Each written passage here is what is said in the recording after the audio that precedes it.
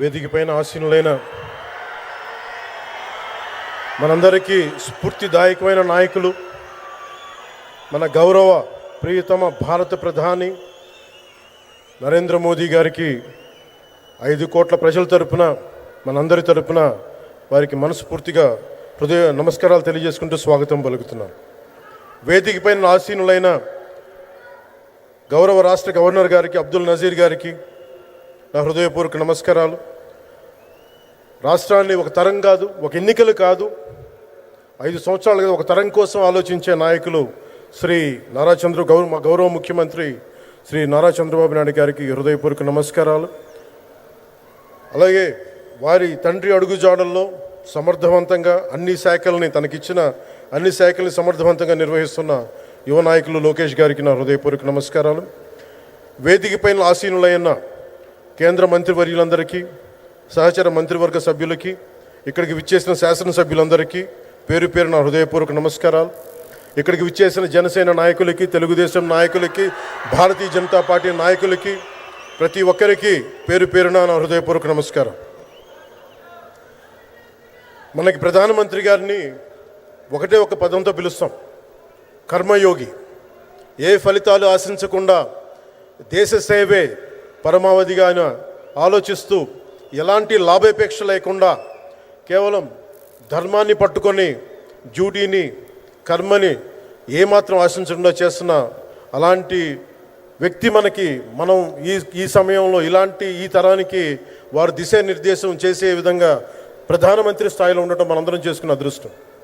One who performs duty with truth, righteousness and discipline without attachment to results and dedicates action to the protection of the motherland attains eternal glory. The statement perfectly describes Honorable Prime Minister Shri Narendra Modi ji. Our Honorable Prime Minister Shri Narendra Modi ji is not just leading a government. ఆయన ప్రభుత్వాన్ని ఒకటే నడపట్లేదు, 2 తరాల్ని నడుపుతూ ఒక alpha రాబోయే ఇప్పుడు పుట్టిన బిడ్డలకి దిశానిర్దేశం చేస్తున్నారు. అలాంటి మన ఆత్మనిర్భర్ భారత్ ఎవరి మీద ఆధారపడకుండా దేశం తలెత్తి చూసేలాగా మేము సేవకులం కాదు, మేము భాగస్వామ్యం వహిస్తాం. మేము దేశానికి, ప్రపంచానికి దిశానిర్దేశం చేస్తాం. భారత్ అగ్రగామి, అంతేగాని కూర్చోబెట్టి చేతులు మడుచుకొని మేము భయపడతా ఉండే దేశం కాదు. తలెత్తుకొని పొగరగా, ఒక దేశపు జెండా ఎంత పొగరుగా ఉంటుందో అంత పొగరుతోటి భారతదేశాన్ని ప్రపంచ పటంలో నిలబెట్టిన మోదీ గారు మనకి ఈ రోజున ఈ కార్యక్రమానికి విచ్చేసి, ప్రత్యేకించి మొన్న గూగుల్ వచ్చింది, అలాగే ఈ రోజున ముఖ్యంగా దాదాపు 13,000 కోట్ల పైచిలుకుతోటి ఈ రోజున మనకి పెట్టుబడులు వస్తూ ఉన్నాయి. దాంట్లో ప్రత్యేకించి ఉరవకల్లో 4,000 కోట్ల రూపాయలు పెట్టుబడి మనకి. ప్రత్యేకించి ఈ రోజున మనకి జిఎస్టీ పన్నులు ఎప్పుడు పెరగడమే తప్ప ఇప్పుడు తగ్గవు. అలాంటి పన్నుల భారాన్ని మనకి మోదీ గారు వచ్చాక దాదాపు ప్రతి కుటుంబానికి సంవత్సరానికి, ఇందాక సోదరు లోకేష్ గారు చెప్పినట్టుగా, ఒక 20,000 రూపాయలు ఆదా చేసుకునే అవకాశం కలుగుతుంది. ఇది జిఎస్టీలో విద్య కానీ వైద్యం ఖర్చులకు భారం నుంచి సామాన్యులకు ఉపశమనం కలిగిస్తుంది.